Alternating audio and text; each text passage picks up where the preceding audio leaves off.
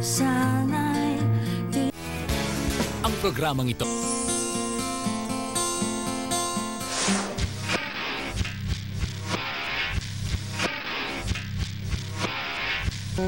wala akong trabaho, nakikitira ako sa tiyahin ko, pinalayas ako. Tapos nung lumayas ako, wala akong mapuntahan kasi bago pa lang ako sa Maynila noon. Doon ako tumira muna sa ilalim ng tulay sa Pasay, doon sa tramo. Tapos nung pinaalis ako ng barangay, mga barangay tanod, lumipat ako sa sementeryo. Wala kasi akong trabaho noon, may kaibigan lang ako sa sementeryo, kaya pag hindi siya umuwi galing trabaho, wala akong kinakain noon.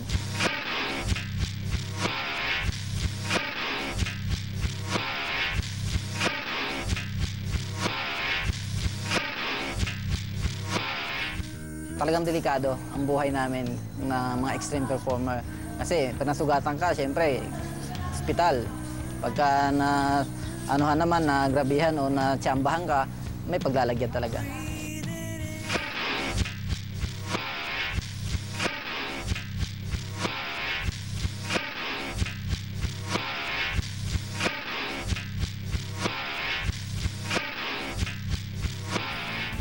Pangarap ko talaga nung araw maging civil engineer kasi mahilig ako gumuhit eh. Mahilig ako maging architecture sana. Yan ang pangarap ko sana kung nakapagtapos ako ng pag-aaral. Kaso wala nga magulang, hiwalay. Kaya yun, napunta sa ganito. Mga kapatid, ang lalaking wala daw titibag pagdating sa lakas ng loob. Siguro naman, nakakagulat. Best friend niya, Blade. Ito po si Edward Sasota. Hello, Edward. Welcome. Pwede ko bang pagmasdan lang ang mukha mo? Kasi yung mga iniipit mo ditong Blade, nasusugat ka rin, syempre. Medyo po. Hindi po kasi minsan perfect yung ginagawa ko. Minsan din talagang nasusugatan. Oo. Pero kasama kasi sa, kasama kasi sa hanap buhay namin bilang mga extreme performer. Kaya nagtitiis. Kumbaga sa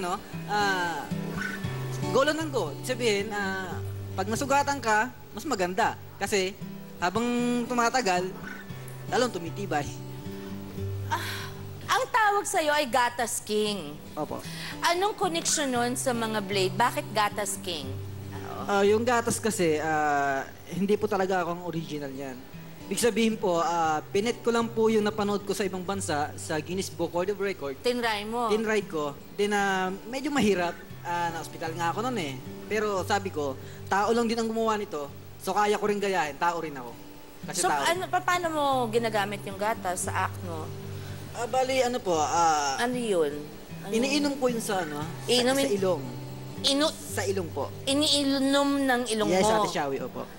Tapos, Then, mag-concentrate ako, konting dasal, konting tawag sa kanya, concentrate, then sisirit na siya sa mata. sa mata lumalabas? Opo. Sang-ayon ba naman ang pamilya mo sa ginagawa mo? O natatakot sila? Kami po mga extreme performer, lahat po ng pamilya namin talagang ayaw po sa ginagawa namin. Pero po, sa ngalan po ng kahirapan, Sa ngalan ng kahirapan. Talagang Pilipinas. Gusto ko yumaman. Oo. Tapos, yun, kaya pinasok ko tong maski ayaw nila. Kasi pamilyado na rin po ako. Magtatato na po yung baby ko, anak ko. Okay. Ngayon, sinasabihan ako na, Papa, yung panganay ko kasi is 4 years, magpo-4 pa lang. Huwag na daw kasi, minsan napapanood niya, masakit daw, sabi niya. Sabi ko, wala tayong magagawa kasi, pag walang si Papa, pag walang show, wala tayong kakainin. Kaya dapat, suporta na lang kayo, pati yung asawa ko. Sumuporta na lang kayo kung ano yung ginagawa ko, suportahan nyo na lang. Para rin naman sa atin to. Biro mo mula sa pangarap niya maging isang civil engineer na uwi siya sa extreme acts na ganito. Opo. Grabe. Okay. Bago ka mag-perform, taimtim ka daw nagdarasal lagi. Kasama po yun sa hanap buhay ko, yung pagdarasal. Kasi nung una po, medyo malakas po talaga ang loob ko eh.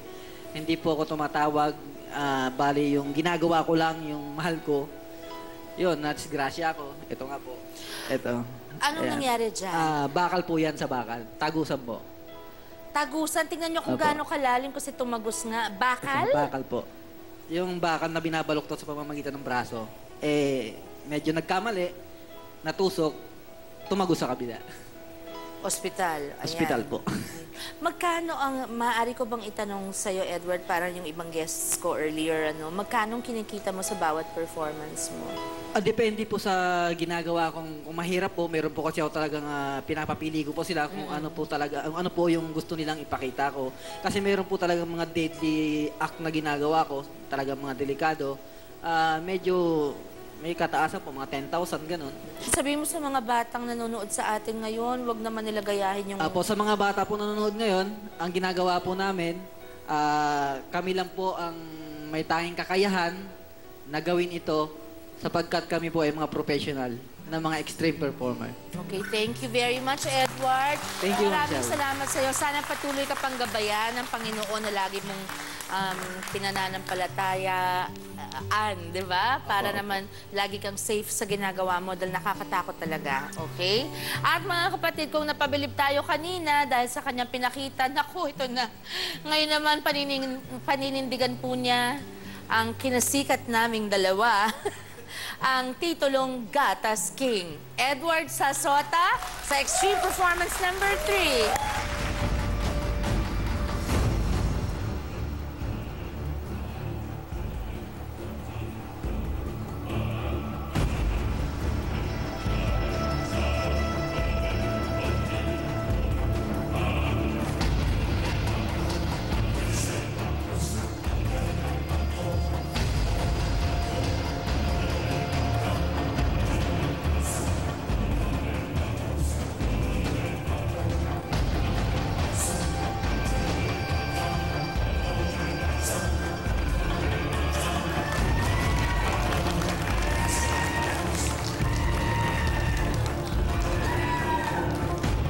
Lumabas talaga sa mata niya, mga kapatid. Okay na, Edward, okay na. Magbabalik pa po ang SKMK! Huwag po kayong aalis! Ako yung binagsakan ng kutsilyo sa tiyan. Ginawa kang chopping board. Tinalo po ng maso yun dito. Huwag naman yun. May garapon po dito, ate. Kahit na, wag. Tayo ay matanda.